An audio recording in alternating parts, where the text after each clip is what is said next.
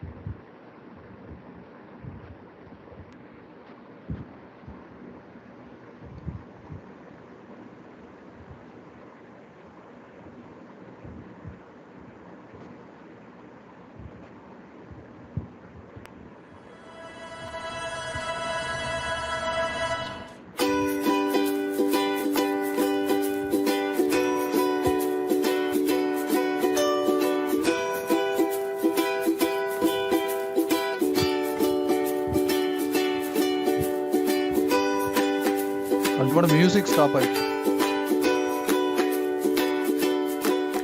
Hello, I am Professor Shashank, Principal of MIDAS. Welcome to Architecture and MIDAS. Architecture is a creative field that combines imagination and practical knowledge. Architecture is also a field that deals with designing of shelters, one of the three basic necessities of human beings apart from food and clothing. Audio clip architectural education, three things are essential. First one is the infrastructure, second one is the mentors and the faculty, and the third one is the environment in which this teaching learning process takes place.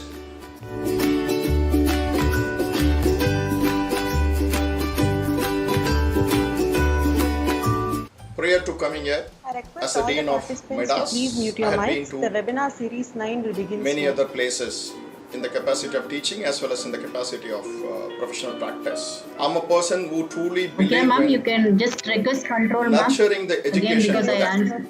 So my message to the students and parents and the faculty of MIDAS is that everybody is bestowed and gifted with their own unique talents. Somebody has to nurture it. Somebody has to help you identify your strengths and then work on it to become successful and grateful. So MIDAS is a place where you can come, get identified.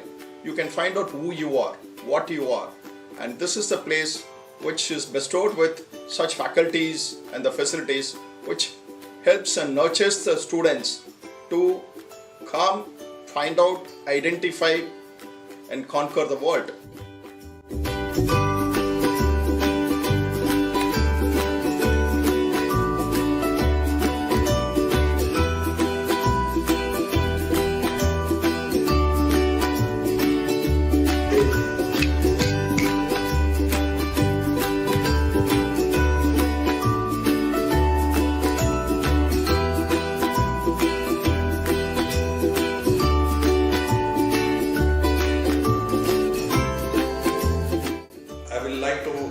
Say that those who wish to explore their interest and satisfy the passion, MIDAS is the best place.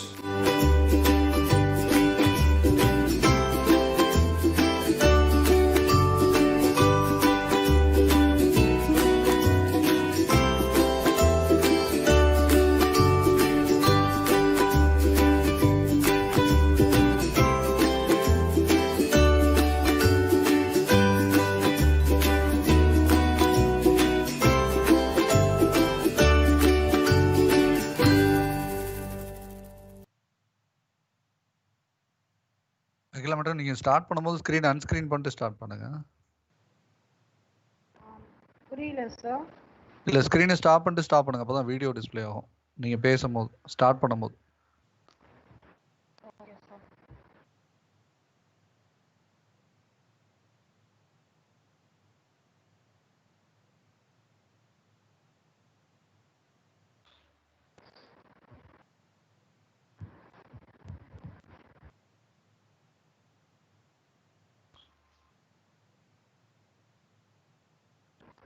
We'll begin, madam. Yes, sir.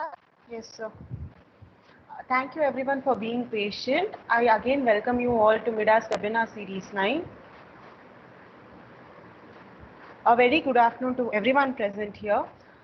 Today, I welcome our chief guest, Architect Naga VSK Manapragada, and he is going to brief us on building energy stimulation. Welcome, sir.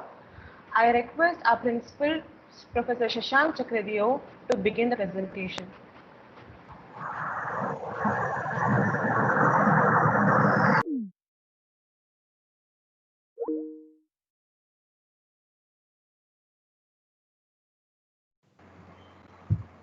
Good afternoon, students, colleagues, and friends.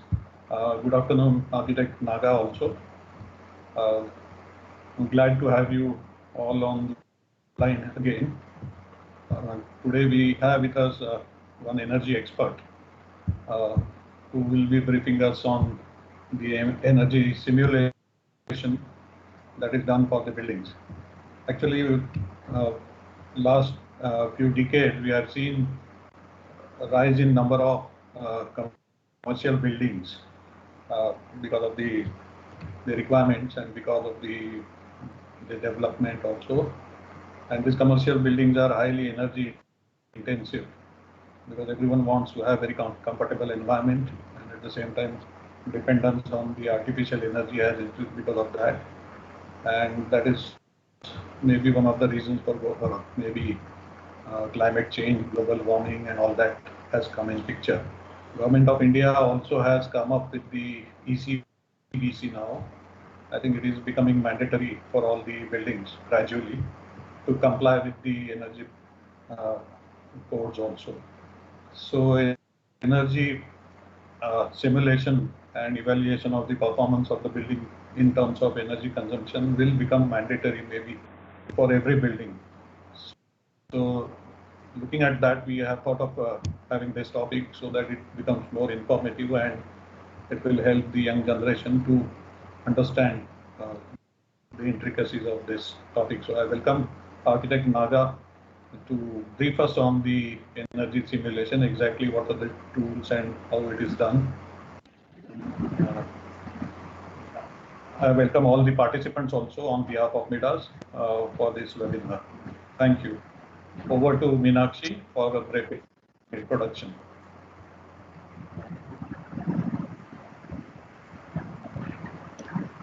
Thank you, Principal Sir. Good afternoon, one and all who are all present here. Good afternoon, Naga. I take immense pleasure in introducing our speaker of the day, Architect Naga VSK Manapragada.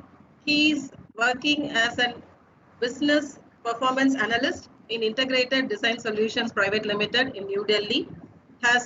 Holds a bachelor's in architecture from JNAFAU University School of Planning and Architecture with a gold medal, and master's in IT in Building Science from Hyderabad IIIT. He is working in various academic and applied research projects related to building energy efficiency and climate change.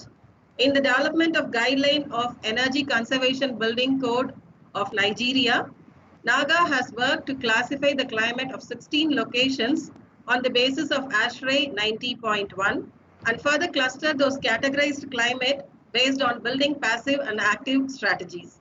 He is also working with SPA Delhi and Manipal University Jaipur for various research related projects.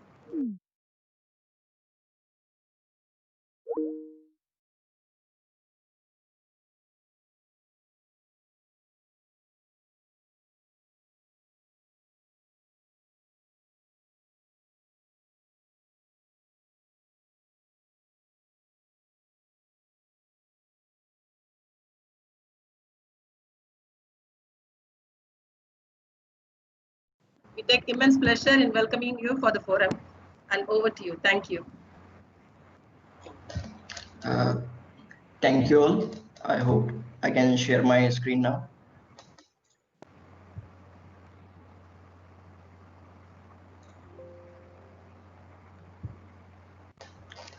Hopefully my slide is visible, right? Moderator, can you confirm? Yeah. Thank you so much. Thanks for the introduction, ma'am. Hello, everyone. Hope you're all following the safety measures for this pandemic. Today, I'll be briefing you on building energy simulation. Briefing generally means informing or instructing, but here today I am here only to provide information related to building energy simulation, but not to instruct how to perform the building energy simulation. So I have been informed from the host organization MIDAS that large number of architectural community, specifically the student group, will be attending this event, who could have no formal introduction to the building energy simulations domain.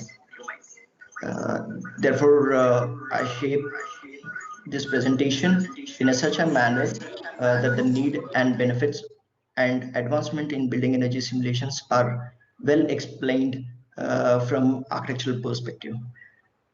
Before jumping into main topic, I would like to briefly introduce my firm, IDSPL, who have engraved application-oriented knowledge of building energy simulation in me.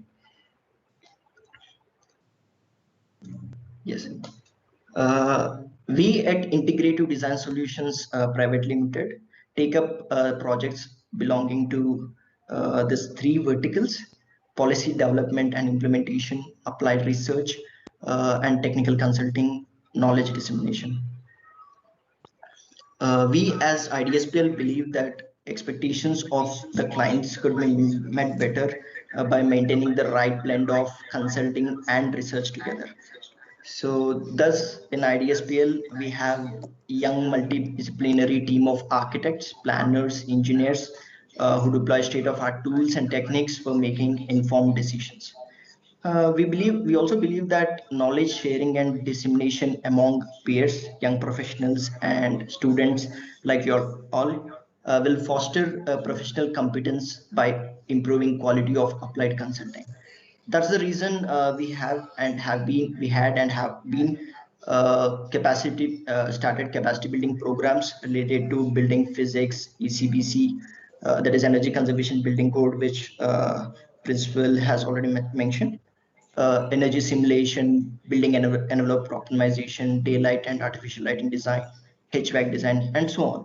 So which are mainly related to the energy efficiency portfolio. The content of the training programs are customized to meet the requirements of specific target groups. As a part of that, we have started a workshop on climatically responsive high performance building design using state-of-art tools to academician students and young professionals. For more information on this, you can just log into our website. So we as IDSPL related to energy efficiency portfolio, we had and have been working with various international organizations on multiple projects like development of holistic methodology for national cooling action plans with UNSCAP, development of energy conservation building code and energy monitoring information system for Iran. This is a project with UNDP Iran. Development of guidelines on energy and resource efficiency measures and regulations for the building sector in Nigeria, which was mentioned in my intro. This is a project initiative of UN Habitat. Similarly, we have been working with 2000 Watt Smart Cities Association to develop carbon neutral township in Pune.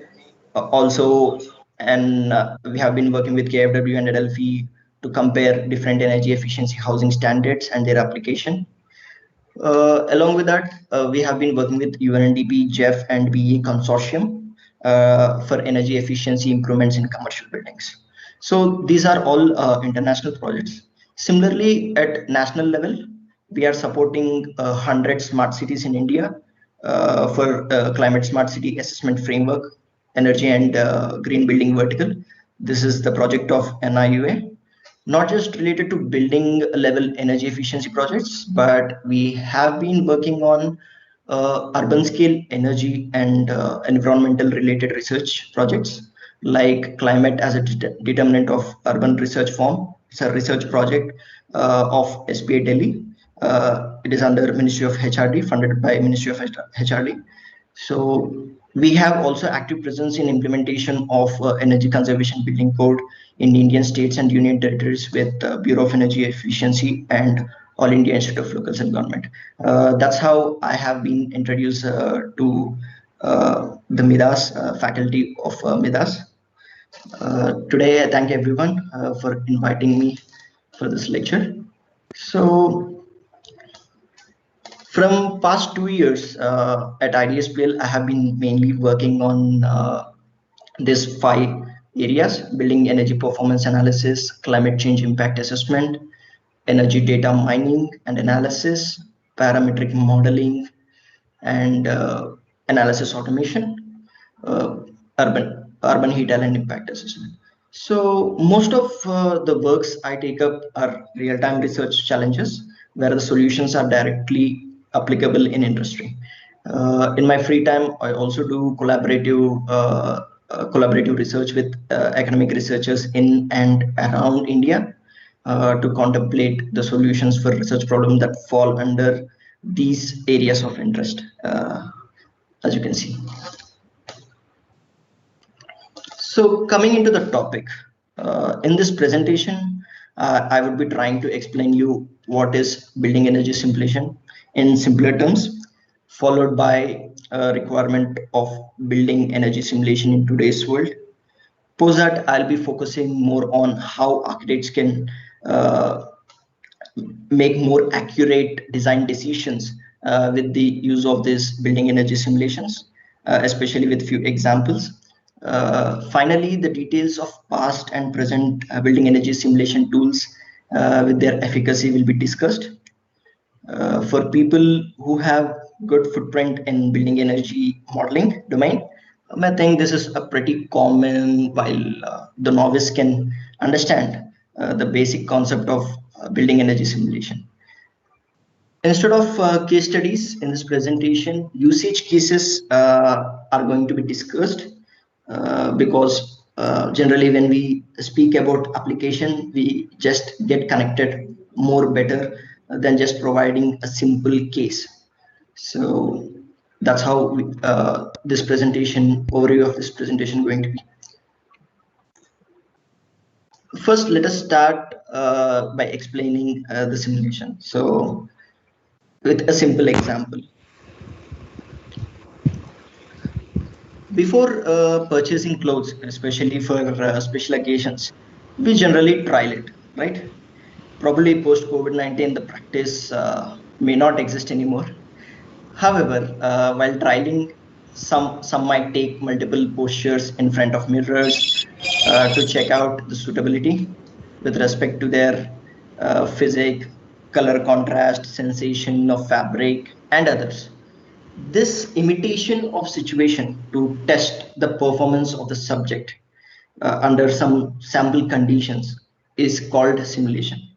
So I just gave this an example to better understand what exactly the word simulation means. If we are adapted to simulate the performance of clothes that are going to stay with us for a couple of years, then why not buildings where we shelter for more than 10 years? Sorry.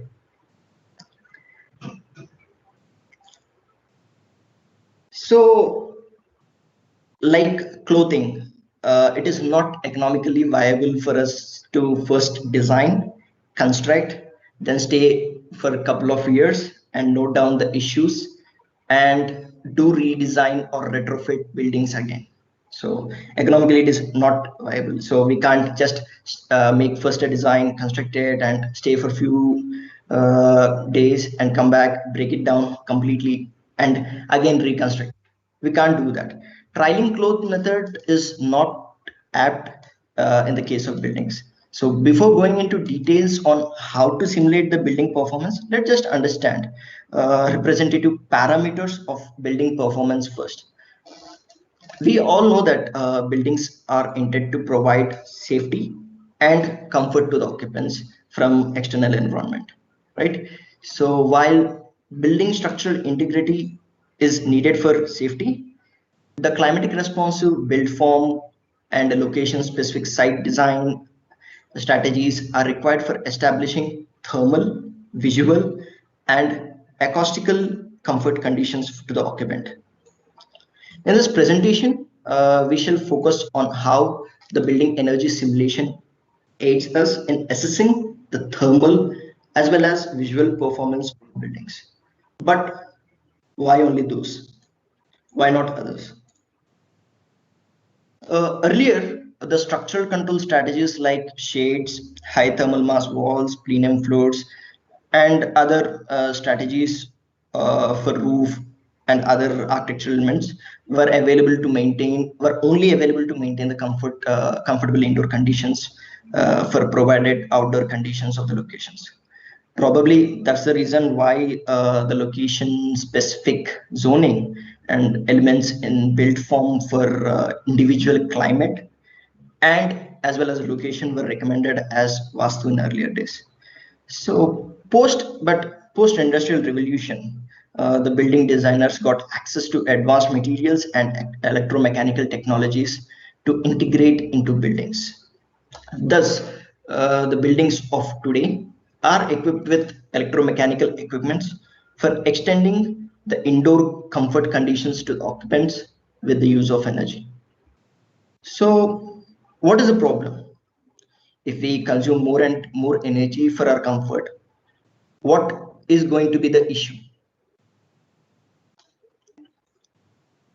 Today, more than 69% of India's electricity is generated from fossil fuels. Thus, post energy calculations, the India's national carbon emission factor has been set to 820 kilograms of CO2 emission per megawatt hour usage of electricity. This is somewhat technical, right? So let me simplify it. In simple terms, if you are consuming 1 kilowatt hour of energy, that means you have indirectly generated 820 grams equivalent of carbon dioxide. That means the more we consume, the more we generate greenhouse gases. The more the greenhouse gases in atmosphere, the more the global warming, and the more is the climate change. So it's a cyclic reaction. Okay, and if we observe the sectoral wise split of energy consumption in India, that means multiple sectors are in India. So if I see sectoral wise energy consumption, first is industry, followed by buildings. But several studies which have been conducted in India and also abroad, they have clearly specified that with increasing build stock, today we have Pradhan Mantri Awas Yojana and other policy for housings, which are going to increase the build stock in especially urban as well as rural. So as the build stock increases, even the appliance ownership also increases. That means today we have even appliances available all over the market, like for even EMI schemes, certain economical schemes. So even people who are not affordable to purchase them are availing it with this financial schemes. So appliance ownership is also going to hike further.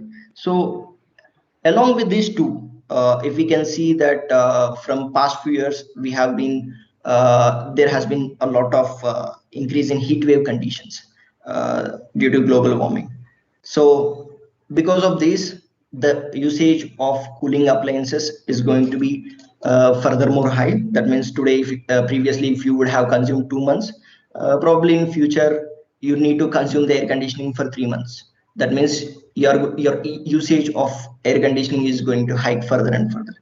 So that means you are trying to if you have non-climate responsive building, or if you have a building which has poor envelope properties and those, so we start consuming more and more energy, and again, as you consume more energy, as we said earlier, we are going to emit a lot of equivalent carbon emissions, right?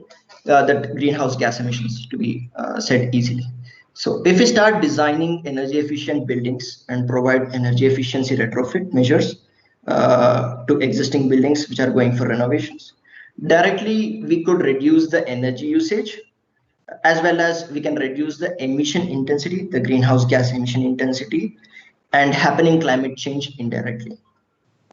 Thus, energy efficient buildings became need today. rather than an option, which was yesterday.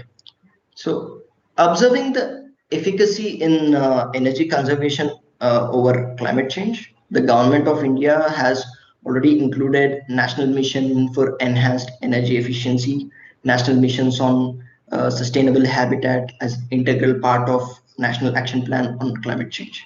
So today, as the principal has already mentioned in the introduction, we have energy conservation building codes, not just for commercial. Now we have the recent residential code launched, part 1, which deals with envelope.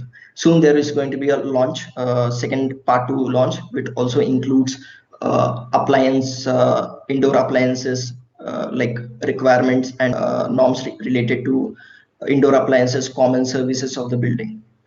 Okay, so this is the need of energy efficiency buildings today. So thus the present day building can be referred as high performing buildings if longer duration of comfortable conditions are provided with less or no use of energy resources. If we can see the influencing parameters such as climate, build form, envelope insulation levels, occupant behavior, and efficiency of appliances, these all play a major role in building energy efficiency. If a build form and building envelope is responsive towards climate of the location, the need of mechanical cooling, the need for mechanical cooling systems obviously get reduced, so resulting in the low use of energy. Similarly, if occupant have high thermal comfort adaptation and uses energy efficient appliances, similarly the demand for energy decreases, building energy decreases. But the advancements in material construction and electromechanical technologies have levied multiple options before designers to choose upon build form, envelope, and appliances.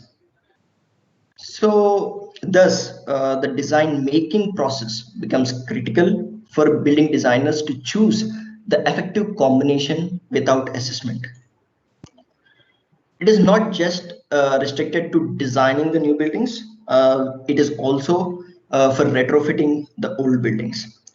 To address this kind of scenario, the computer-based building energy simulation tools become key to predict the energy use of buildings for chosen options, like the configuration of cases when you make for a different build forms, envelopes. You can create a few cases and you can see which can be the best option. But in actual, the building but in actual it is always misunderstood that building energy simulation tools only output energy consumption details of the buildings, but in actual case the simulation tools also output the details that can aid architect to devise climate responsive build form, recognize idealistic passive strategies, active strategies, mixed mode strategies for specific project. The building energy simulations also help the MEP consultants to virtually test and design mechanical and electrical systems. Additionally, the energy consultants could recognize and propose building specific energy conservative measures, which are effective as well as economical. Accredited green building or building energy compliance professionals can perform code compliance procedures with this with the use of this building energy simulations.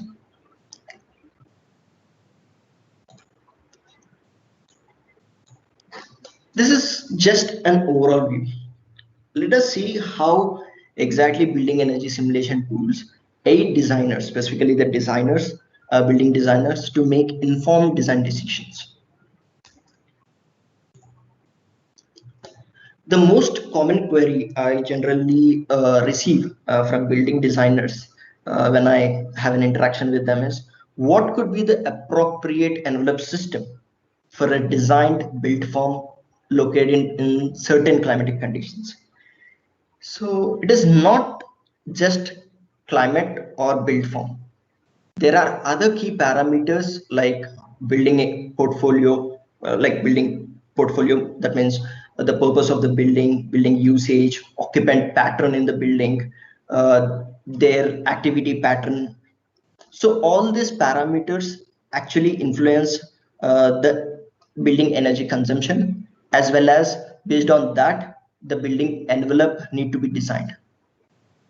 One of our commercial building energy efficiency projects we have created, three cases for a building design first, with the brick wall, single layer glass pane, 120 concrete slab as roof and floor without window shades and against. There is a second case where we have used AAC brick wall with Louis coated glass, shading and insulated roof case. The third case we have created is a brick wall with insulation, double pane Louis coated glass, and insulated roof case with shading.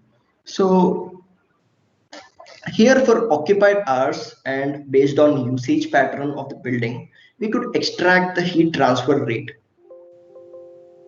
in and out of the building. So basically in summers, you'll have heat transfer into the building, and in winters it will be outside the building. So we need to channelize the trade-off between those. So in winter, we will require some amount of heat to be ingressed so that we maintain comfort conditions. But in summers, what happens is there will be excess amount of heat which will be causing discomfort. So we need to avoid that. So we could extract this heat transfer rate accordingly, and then identified the efficient envelope case with respect to the heat gains, as I said earlier, comfort conditions along with that, and also the financial aspect. So often we see that in the last case, the heat gains are very low. So we can expect the comfort conditions will be very high into the space. We may see this as an efficient option as the last case. But the thresholds on capital expenditure should also be understood, along with the operational expenditure that would be reduced with increase in envelope efficiency. Not just envelope as a whole, we can devise direction specific effective shading systems in few cases where shade becomes aesthetical element along with the performance element. So your custom shading rather than having a box next to the window. So we can also design direction specific window to wall ratios. That means if I place a 40% on the north wall, what is the heat ingress versus comfort versus reduction in energy use. So that kind of individual element level performance can be assessed easily. Even performance assessment of passive strategies like earth air tunnel, night flushing, berm constructions can also be performed. And especially when you use the building energy simulations, you will understand. So for which climate, basically these passive strategies are providing higher effectiveness. That means they are able to provide higher comfort conditions, as well as they are reducing the whole building energy consumption together. So for all these cases, building energy simulation can be widely used, and we can actually quantify the benefits rather than just seeing the quality side of it. We can actually quantify it. For that, we have for building energy simulations, we have hundreds of outputs other than just talking about surface heat transfer comfort. We can assess the energy consumption or the heat gain or heat external heat gains or internal heat gains, heat losses altogether. So we have multiple parameters that we can output from building energy simulations. So we can use multiple parameters as a base to assess the performance of the building, not just energy or not just comfort, but multiple of these. Other than thermal energy related simulation, the building energy simulation tools perform spatial daylighting distribution analysis with respect to building design, climate, and location. We know that daylighting is one of the variables that impact human circadian rhythm. But in tropics, with daylighting, the issue of solar ingress is quite common. The efficient design generally provides the accurate trade-off between daylight and solar heat ingress. Other than that, generally when we do this using sun path, the ray tracing of sun position with respect to indoor space, we cannot provide the accurate information of daylight distribution in indoor space. So in the using this sun path and the ray trace method, like where the fenestration position, we can't understand exactly what is the daylight distribution. So in this case, building energy simulation tools play a major role. So building energy simulation tools can show us the spatial distribution, not just to calculate the compliance metric like useful daylight illuminance, which you can see here. So this is one of the compliance metrics that is used in energy conservation building code of today. The BES, the building energy simulation tools of today can even provide us grid-based simulation, where a designer like me can observe the daylighting spatial distribution for a given sky type. So when we study the climatology, we also learn about sky types. So for a given sky type of in a given location, for a given day, and for a given building profile. The word I use building profile is because we have indoor surfaces, some geometry, which might be creating reflectances, bouncing reflectances of light. There is also that creates shadows. So we can get accurately the spatial distribution, the daylighting spatial distribution in the indoor space by using building energy simulation tools. The architects who are interested in designing sciography related elements, whether it is in outdoor conditions or even in indoor conditions, they can use this building energy simulation tools just to abstract the accurate daylighting based design. So after daylighting, we can see this part of electric lighting. We in building services subject that is fundamentals of lighting design, probably most of you have pursued in your college, that each luminaire, generally each luminaire available in the market has its own light throw profile.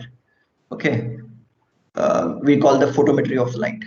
So in practice, we go generally by thumb rule or experience in selecting and positioning of light fixtures in indoor spaces or even in landscape spaces.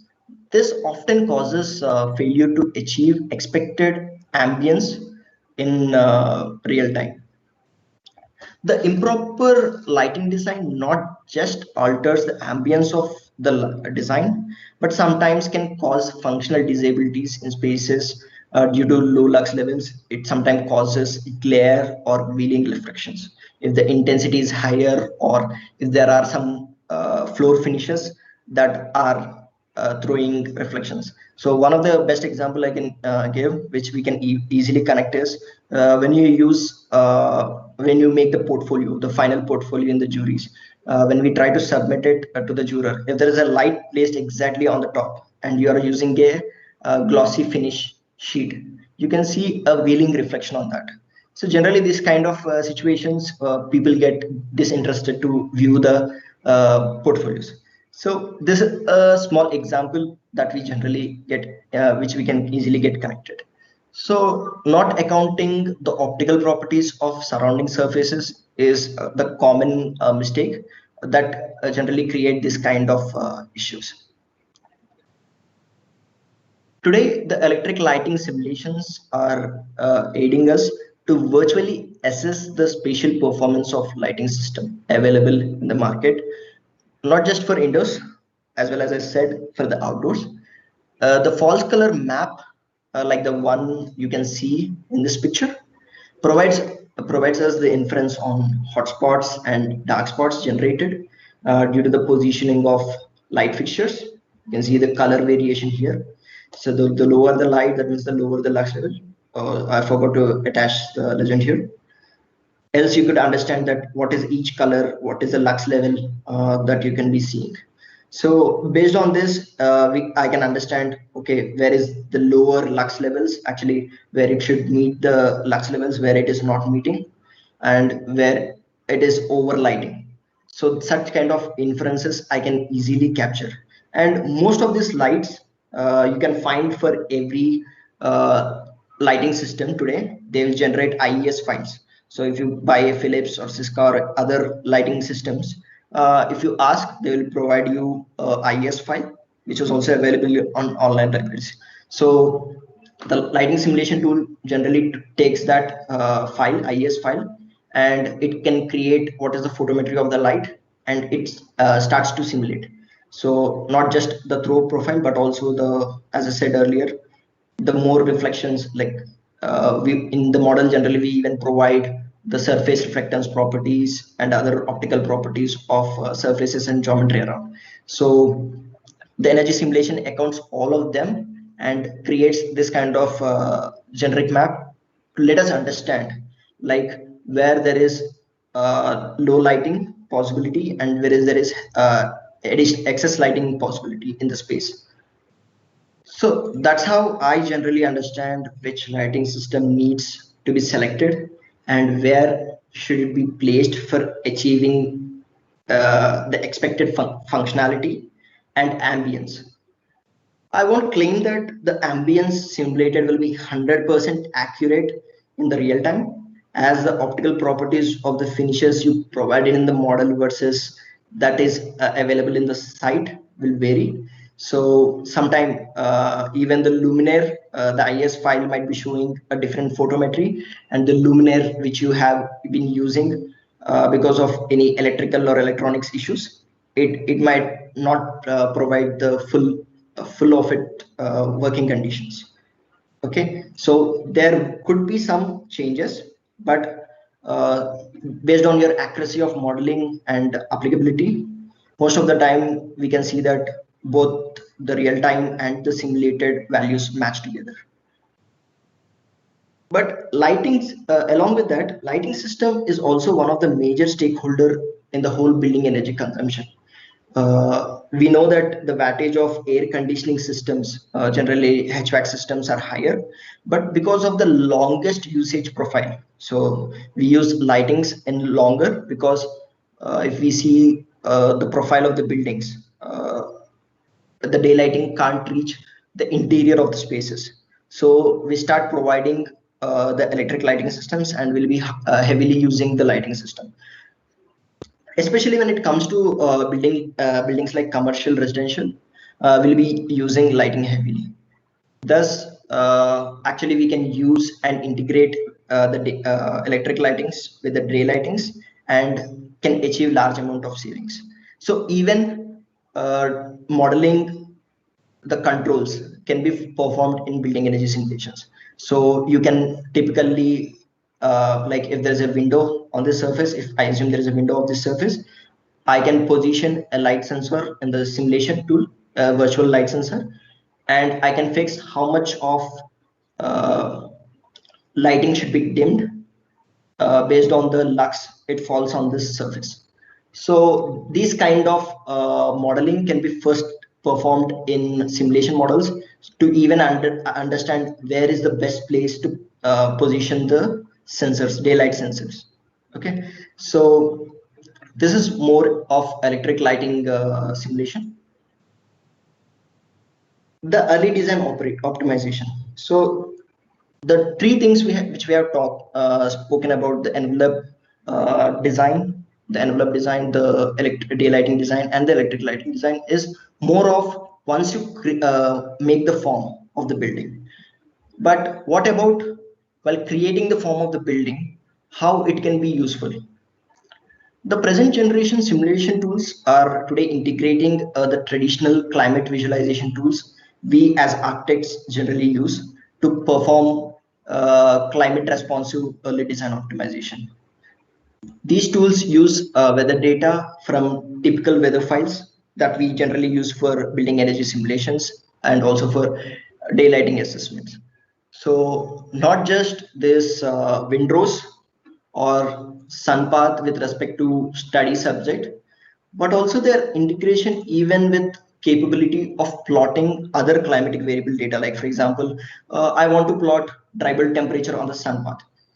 Okay, and even I want to mention a condition like, okay, show me the sun positions where outdoor dry bulb temperature is greater than 28 degrees centigrade. So all the positions are immediately plotted. In the similar way, you can see there is windrows integrated to it. So there also I can even ask, only show me the positions of wind profile where the temperatures are less than 28 degrees centigrade. So from understanding the visualization of both sun path and windrows, generally we can identify like what are the beneficiary fenestration positions, like the what are the best positions for the fenestrations. So these kind of informations, design information, we can deduce by using this integrated climate visualization tools. So we were saying that we can use this, we can use that, but even while understanding from the visualization, it sometimes feel harder for us to exactly determine the form. So I can see there are multiple what you call sun positions in the previous slide along with the wind pattern.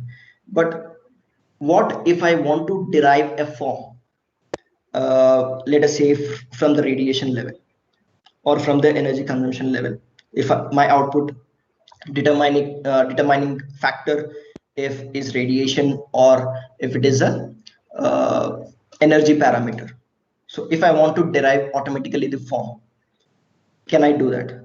So the BES tools integrated today with algorithmic modeling tools, 3D building modeling tools, rose to a level where we can even deduce the optimal form of building or even components like even shading system, canopies based on one or more output variables.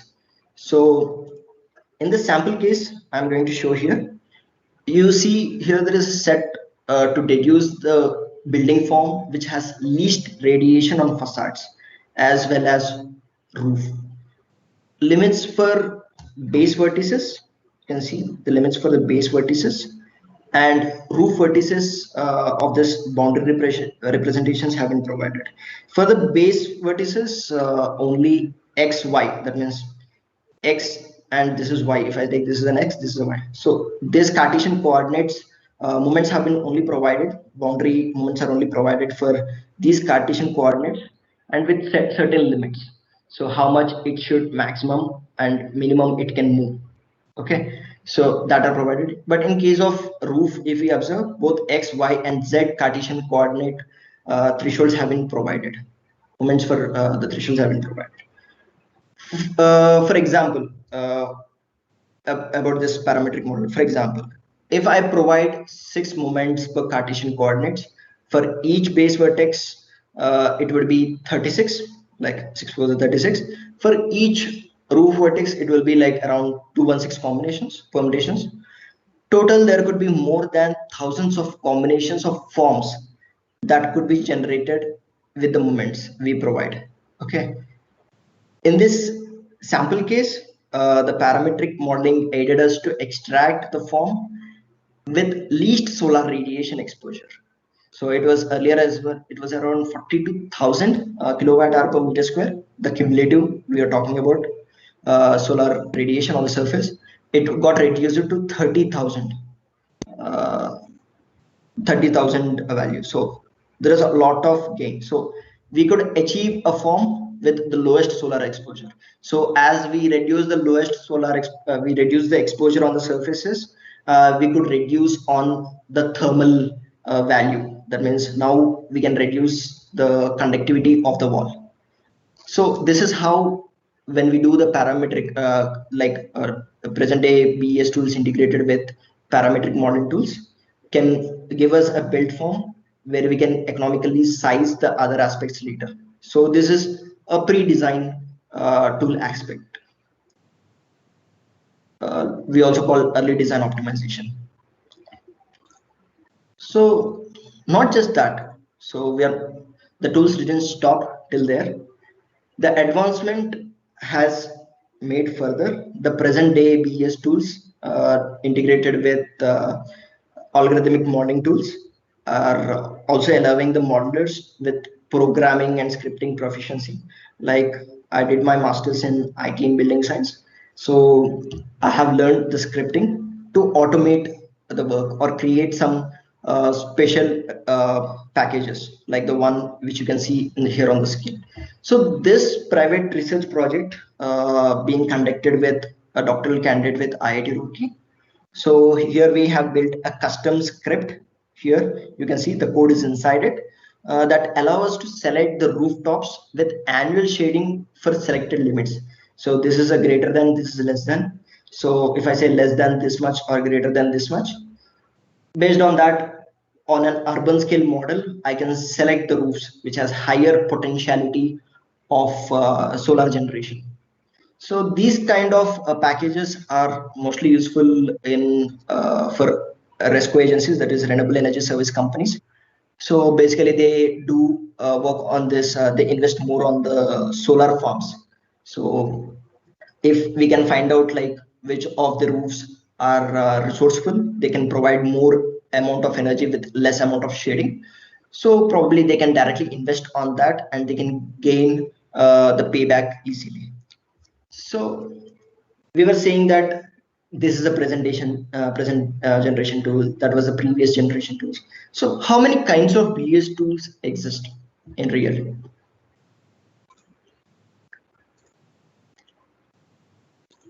Yeah. Based on the input method, we have classified all building energy simulation tools into 3 groups. The first group is simulation tools with text-based input method. The second group is with simulation tools with graphical user interface based input method.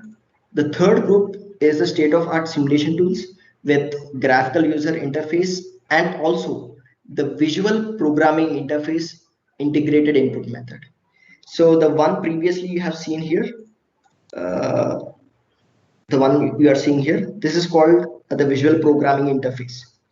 Okay, and this is the graphical user interface. So we are well aware of graphical user interface because we widely use AutoCAD, SketchUp, Rhino. So we are well aware of it. So this is termed as visual programming interface.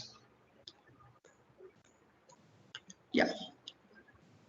So the building energy simulation tools, when we talk about the text-based input method, generally all these building energy simulation tools comprise engines on the back end with mathematical models, like they're coded, hard-coded inside, that require inputs to simulate the thermal as well as lighting performance of the building. Popular engines we can find is Energy Plus, which is largely used, developed by US Department of Energy, have this text-based input system where a typical syntax, sorry, where a typical syntax in providing each input exists along with the extension format. So what we see here is actually the IDF editor. So automatically when I provide the input, it automatically sets the syntax on its own. Otherwise, you should maintain some protocols. So what is syntax by definition? They are just the arrangement of these words and phrases to create a well-formed sentences that can be understood by the programming languages or engines like Energy Plus. So generally users with persistent knowledge on syntax could only model the building and its components. Even for expert, sometimes designing multi-zone and critical electromechanical equipments becomes complex. But this method again gaining popularity because, as I said, this is a text-based input method, and people who are aware of who have knowledge on programming and scripting, they are able to generate and automate the large-scale simulations. For example, if I say I have created a geometry, Okay, let's say I have created geometry, the one which I have shown you earlier. So for that, I want to understand if I have a different window wall ratios for each facade, the combination of it. Okay, and again, if I have again for each non-opaque and opaque construction, I have, let us say I have 10 of their combination construction combinations. So when we make permutations out of this, they become a very big number. And with your existing systems, the one which you have now, the PCs, they are not capable enough to perform the simulations. Yes, you can perform the simulations, large scale simulation. What happens next is it will take days to simulate. So instead of that, now we have cloud computing systems. So once we generate these combinations, even generating these combinations, running the simulations, and extracting outputs into a single format. This can be done easily with this text-based input system through programming. So this is how again this system is getting popularity. So the graphical user interface system. So these systems use energy plus engines on their backend. So what they generally do is when we make the model and the components, so they will write it in the language that the backend engine understands, the one which we have seen before, the syntax with syntax. So all we are seeing is making the model. All we are doing is making the model, but on the backend, this tool start to write in the language what the engines will understand. So with this GUI based system, there are multiple users. For example, if you want window wise thermal properties, change in window wise thermal property. For example, for a ground floor, I want high value SHGC glazing versus on the top floor, I want less SHGC value glazing because I have shading on the next so that there is no heat ingress large, but on the top there is a heat ingress. There is on the top floor there is heat ingress at large. So I can do element wise. I can input the details. So this is a benefit of using GI based engines. So there are commercially available GI based systems like Design Builder, and also there are open source things like Open Studio, which is a plugin inside SketchUp. The last one, what we are talking is the GUI and VPI integrated input. The graphical user interface, the GUI is graphical user interface, which I said earlier, and the visual performing programming interface, integrated tools. So the best and running example, like a famous example I can give an example is Rhino Grasshopper. So the Rhino Grasshopper has actually the Grasshopper here you can see was designed to make algorithmic modeling. That means based on the geometry you can provide, you want to create more flexible structures or building models. Even you can design some cars or something. So for that reason, the Grasshopper was generated. However, later the plugins like Ladybug, Honeybee, so have been created as a part of the Grasshopper, which are now enabling us to even perform building energy simulations. Not just one simulation, but all, like the building energy simulation, the thermal one, which I was speaking, the electric lighting simulation, the daylighting simulation. The benefit from this is that as they are under one canvas, as they are being simulated under one canvas, I can use the output from one simulation as an input to the another simulation. So that kind of freedom is achieved by using GUI and VPI integrated simulation tools, input based simulation tools. So although present generation BES tools became easy to use, usage of them without knowledge on climatology, basics on fundamentals on climatology and building. Tools have engines with mathematical models that simulate outputs in accordance to inputs provided by the users. If inputs are not rational, the outputs will not be reasonable. Thus, validation of simulation models are performed all the time. So this is all about briefing on building energy simulation. So I thank all the participants attended. Attended for this seminar. I would like to have your feedback on it. If you have any queries, you can go ahead. I'm thankful to even Midas for inviting me to this platform to vocal my knowledge on building energy simulation. Thank you so much. Thank you, sir. That was a very informative presentation. Thank you, participants, for staying patient. If anyone has any questions, please raise your hand. Your questions will be taken.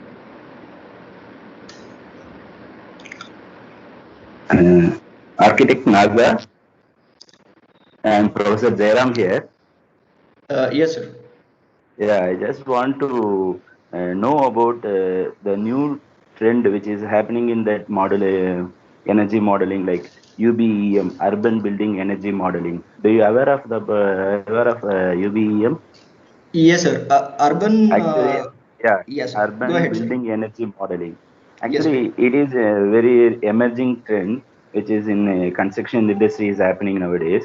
And there are some advances in this modeling approaches, simulation tools, even the calibrations.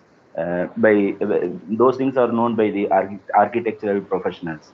I just want you to share here what are the main challenges and future perspectives of UBEM, because yeah, the topic is sustainable building modulation, energy simulation. No, so I just want you to share these things to our audience so that they may understand the importance of UBEM now. Thanks. Okay. So UBEM, you're speaking, actually what knowledge I have on that is there are two sides of it. One is the environmental perspective, and the another one is the building energy perspective of it. So if I see the environmental perspective and the energy perspective together, they have a very good correlation. That's what even people who work on UHI analyze it. For example, I'll give a simple example. If there is a building and it is consuming more and more energy, that means it is emitting lot of amount of heat outdoors. Okay, so this heat again is accounted in the microclimate, and because of again that microclimate, you start using excess amount of energy. So we can when we talk about urban level energy modeling, we see the both views, not just we just talk about the energy consumption of a building. Yes, there are sectors where only urban energy is observed. For example, we talk about demand side management, DSM, which is quite popular today. We have a national smart grid mission, which says that okay, if I know the demand profile, and if I have a control system, like to identify, first to identify where is the demand happening, why it is happening, and how to control it. So if I have an urban energy model, I can easily understand that which sector or which specific to the building which is causing me energy demand. Okay, so yes, now it has been gaining a lot of popularity. There are labs, living labs, which are working on that. So they are modeling the buildings, they are getting the data, because most of the European countries and Western countries, they have converted themselves into smart meter system, where they get relayed information of I think the latest I heard is 15-minute interval data. So all this data is passed into the engine, and it is rendered and visualized in the format of what we want. So there is a continuity flow between the data and the visualization. So this is what the knowledge I possess in urban energy modeling. Yes, sir. Thank Thank you, you. sir. And moderator Aguila, you can proceed with others. Yes, sir. Thank you, sir. Is there any other questions? If you have any questions, please raise your hand.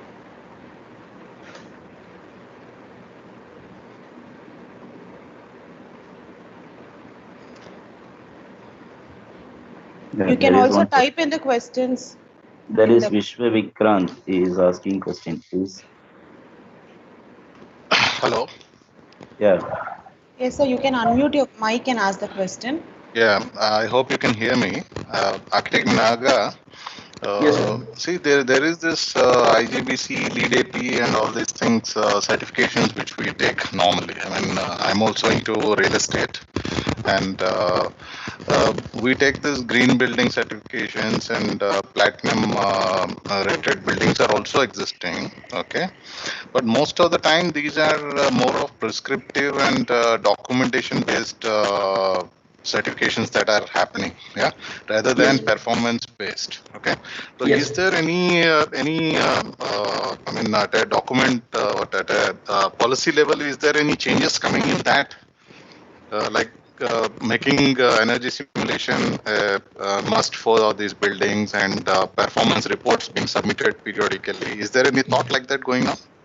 Yes, sir. According to my knowledge, right now, Bureau of Energy Efficiency, who has launched energy conservation building for commercial and the residential recently. For commercial buildings specifically, not just at the design stage. So even at occupancy stage, you need to show the compliance. Okay, and post occupancy also, you'll be showing the compliance using meters. There is something called energy monitoring information system, which is being tagged upon. I think for Pondicherry, it's REAP agency is looking after it, Renewable Energy Agency Pondicherry. So we understand that most of the green building rating systems generally do look into part at the design stage, but not post occupancy stage. But it actually the energy consumption, most of the energy consumption happens at the occupancies in post occupancy stage. So that is the reason why the is coming. Probably it's going to be launched soon. I don't have exact information of that, but there is a plan. So it's not just complying at design stage anymore, but your building need to comply further even in post occupancy. Okay, thank you for the clarification. Thank you, sir. Is there any other questions? Yeah. I have been. Yes, sir. You can please unmute your mic and answer the question, sir.